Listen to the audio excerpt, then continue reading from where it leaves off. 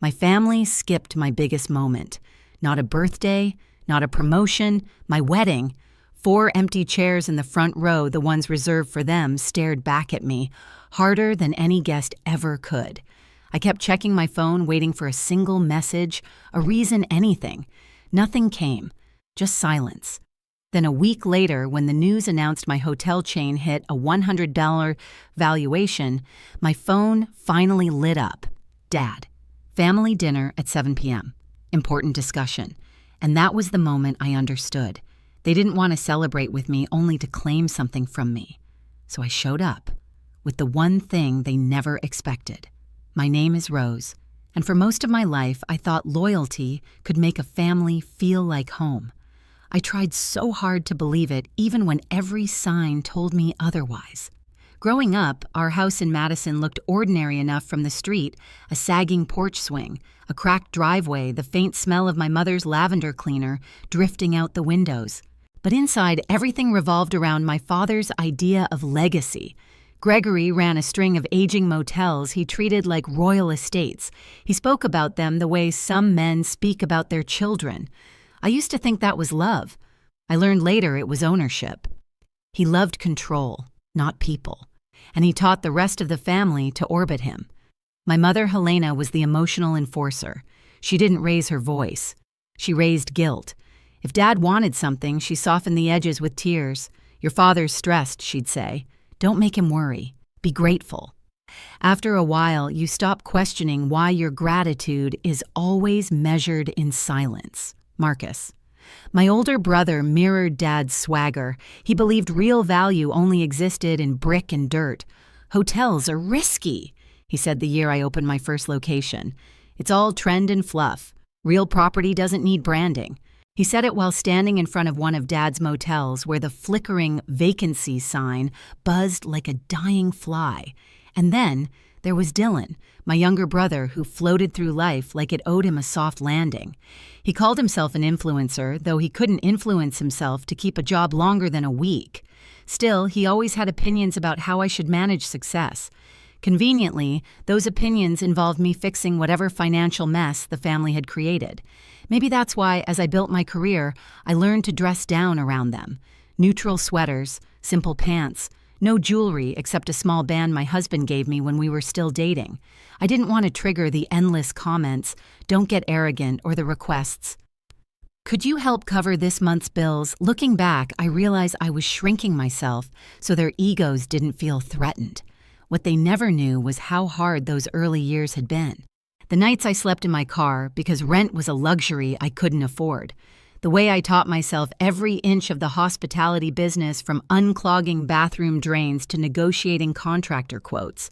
The fear of losing everything before it ever became something. Dad dismissed it all. "Your model is unstable," he said. "Too modern, too digital. Real business needs land." But the moment that finally cracked something in me was my wedding. I had begged them for one day, just one, to show up not as critics, not as people who needed something from me, but as family. When they didn't walk through those doors, I felt something inside me fall quiet. Not broken, just done. Still, a part of me kept hoping for softness, a chance to be proven wrong, a chance to believe they cared. So when Dad texted me after the valuation hit the news, I stared at his message longer than I should have of. Family dinner, important discussion. Maybe, just maybe, they wanted to make it right. But the moment I stepped into that country club, I knew exactly why they suddenly remembered I existed. The morning the valuation hit the news, I was in my office overlooking downtown Madison, reviewing renovation plans for our next property. Sunlight spilled across the conference table, catching the edge of a silver frame holding my wedding photo, the one where my husband's hand rests gently over mine, trying to anchor me while 4 seats behind us stayed painfully empty. Ava burst through the door without knocking, breathless in a way she rarely allowed herself to be. "Rose," she said, holding up her tablet, "you need to see this." There it was, a headline stretching across every major business outlet: independent hotel chain surpasses $100 valuation. The number didn't shock me. I'd seen it in our projections, tracked it month by month. But the world reacting to it that made my breath catch. My staff trickled in, clapping, congratulating, hugging. Ava brought out a bottle of sparkling cider she'd been hiding for months for the day you finally believe you did this. I laughed, but it felt strange. Pride and grief can sit in the same chest without touching, like two neighbors who refuse to speak. I should have called my parents, or maybe they should have called me years ago when I begged them to see me, not my usefulness. My phone lit up nonstop. Investors, partners, old classmates, even an old boss who once told me I was too polite to lead. But not my family, not a single word. It shouldn't have mattered, but something in me still waited for that one message that never came for someone to say I'm proud of you without adding a condition. By late afternoon, the office quieted. The celebration ended. Ava left me with a small smile and a stack of updated reports. I stayed behind watching the city shift from gold to blue as lights flickered on across the skyline. Then it happened. My phone buzzed. Dad's name. For a second, everything in me stilled. No apology, no acknowledgement, just the message. Family dinner at 7 p.m. Important discussion, not a question. A summons. I read it again, hoping I missed something. A warm note. A sign they remembered the wedding. Anything human. But the words sat on the screen like a demand. Ava was gathering her things when she noticed my face. "Let me guess," she said softly. They resurfaced. I handed her the phone. She exhaled slowly. They want something. People don't schedule important discussions out of love. I already knew she was right. I just didn't know how right. Not yet. But when I typed back, "I'll be there," a calm I didn't recognize settled over me. Because for the first time, I wasn't walking into their world unarmed. I pulled into my driveway that evening with Dad's text still glowing in my mind. Family dinner at 7 p.m., important discussion. It was the kind of message he'd send to an employee, not a daughter. No congratulations. No acknowledgement of the wedding they skipped or the milestone I'd reached. Just a directive. Inside my garage, the quiet felt heavier than usual. My SUV's headlights swept across the storage shelves where I kept old binders from the early days, spreadsheets printed at midnight, handwritten notes from contractors who barely took me seriously back then. They reminded me how hard I'd fought to build something no one thought I could. I found myself reaching for one of the binders marked early loans. I flipped it open on the hood of the car, scanning the figures, tight margins, endless nights, and the terrifying gamble that somehow paid off. If I could carry myself through that, I could walk into one family dinner. But something gnawed at me. Why now? Why this sudden urgency? Ava called just as I shut the garage door. Her voice was calm, but there was tension beneath it. I dug into something she said, about your dad's motels. I felt my stomach tighten. What about them? They're in trouble, Rose. Serious trouble. Overdue payments, unpaid. Contractors, months of negative cash flow. And there's more, one of the lenders is preparing to liquidate. Of course the timing wasn't a coincidence. They don't want to talk, Ava continued. They want a bailout. For a moment, anger surged hot through my chest, but it wasn't loud or explosive. It was cold, focused. The kind of anger that makes you breathe slower, not faster. The kind that decides things. What are you thinking? Ava asked. I'm thinking, I said slowly. We should get ahead of this. She understood instantly. You want the debt. I want the leverage. I corrected. By the next morning, Ava had mapped out every loan tied to the motels. Some were small, others staggeringly mismanaged. But one thing became clear. Gregory's empire wasn't just crumbling, it was already dust. He just needed someone else to sweep it up for him. And apparently, that someone was supposed to be me. We spent hours reviewing payments, bills, contracts, records, everything that painted a picture of a sinking ship held together by denial. Ava contacted the lender. The lender, eager to offload a failing account, was more than willing to negotiate. By late afternoon, the acquisition was in progress. That evening, as I dressed for the dinner, something shifted in me. I didn't choose the soft sweaters I wore around them. I chose a dark silk blouse, a clean blazer, hair pulled back. Not flashy, but unmistakably controlled. Present. Capable. On my desk, Ava placed a neatly prepared folder. Everything you'll need, she said, including options for restructuring and termination. I looked at her. Are you sure we're doing the right thing? You're not hurting them, she said gently. You're just ending the cycle.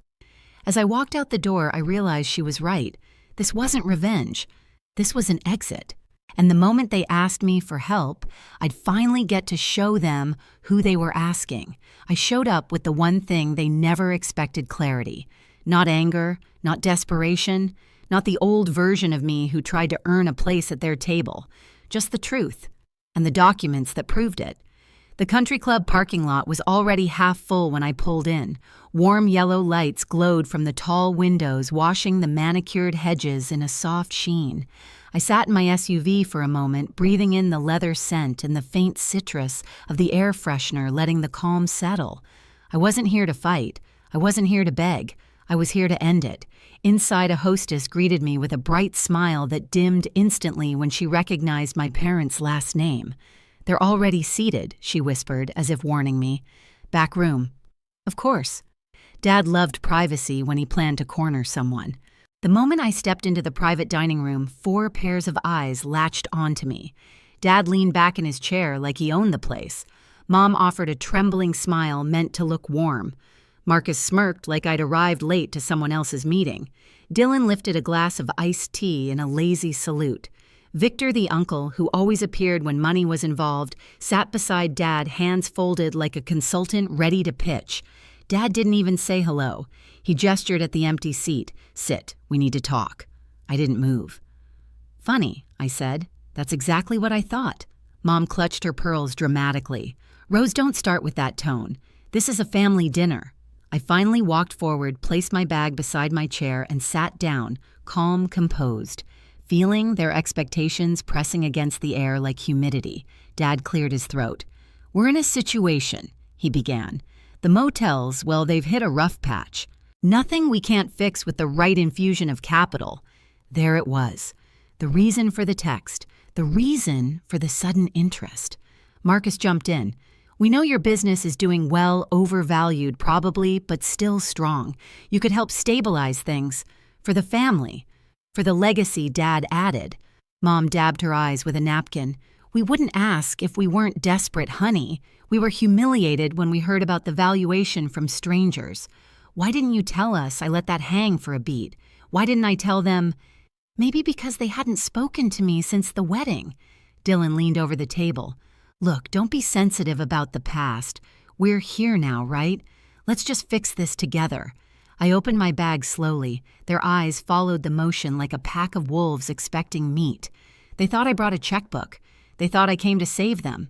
Instead, I placed the folder Ava prepared in the center of the table and slid it toward Dad. He frowned. "What's this reality check?" I said. "And a reminder." He opened it and scanned the first page. His face drained of color. Marcus leaned in. Dylan froze. Mom's breathing hitched. "What is this supposed to mean?" Dad demanded, voice rising. "You wanted a bailout," I said calmly. "But that debt, the one drowning your motels, it's not the bank's problem anymore." Marcus flipped through the papers. "This is acquisition paperwork." Victor swallowed. "You bought the debt?" I nodded once.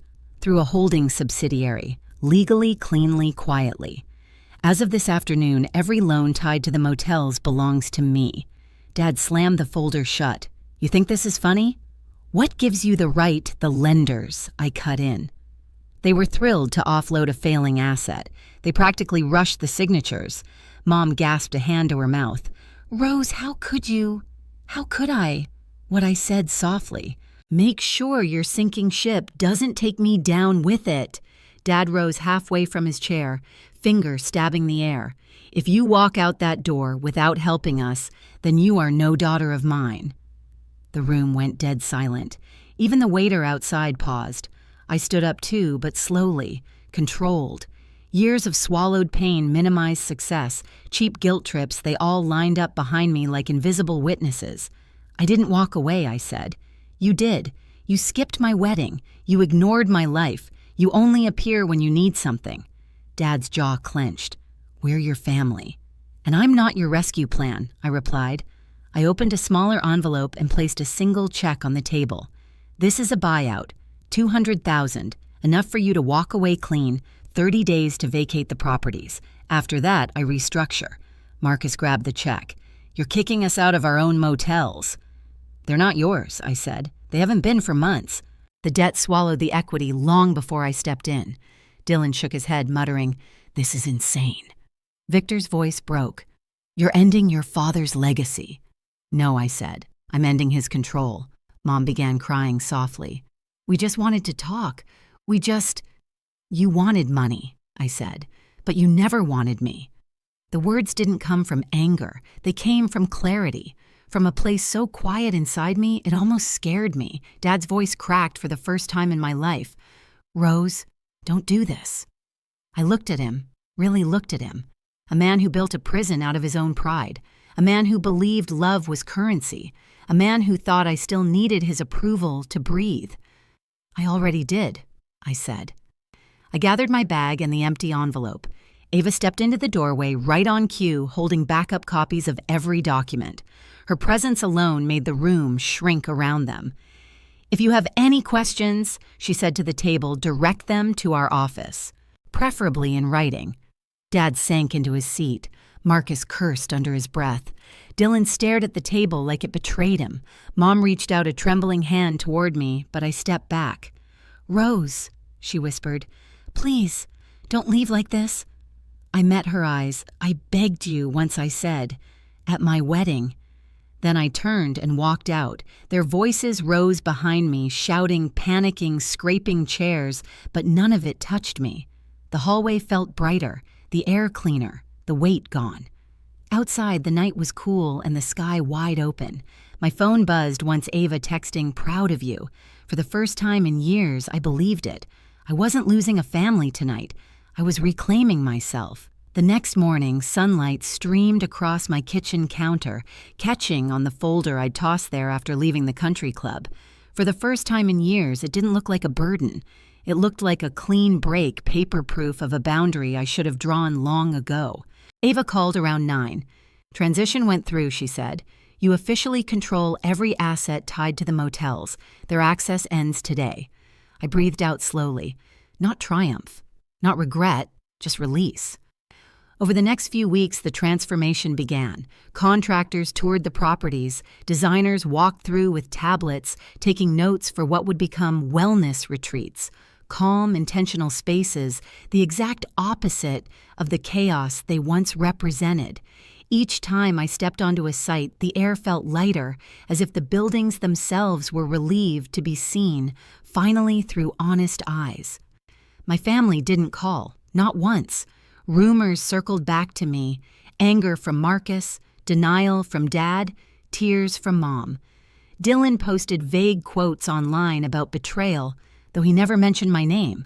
For the first time, their reactions didn't pull me backward. They simply existed, separate from me. One afternoon while reviewing final design boards, I caught my reflection in the window. Blazer hair tied back, expression steady. A woman who wasn't hiding her success to make others comfortable. A woman who no longer mistook manipulation for love. I realized something then. I hadn't destroyed anything. I'd simply stopped participating. The motel-turned-retreat would open in spring, a quiet rebirth built on truth instead of demand. And I understood finally that walking away wasn't abandonment. It was protection. Not just from them, but for myself. In the end, it wasn't the $100 valuation that changed everything. It was the moment I realized I didn't need a family who only remembered me when they needed saving.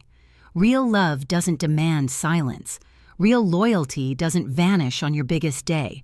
Walking out of that country club, I didn't lose anything. I reclaimed the part of myself they taught me to bury. And if you've ever had to step away from people who called their control care, you know exactly how freeing that moment can be. If this story reached you, share it, comment, and subscribe for more.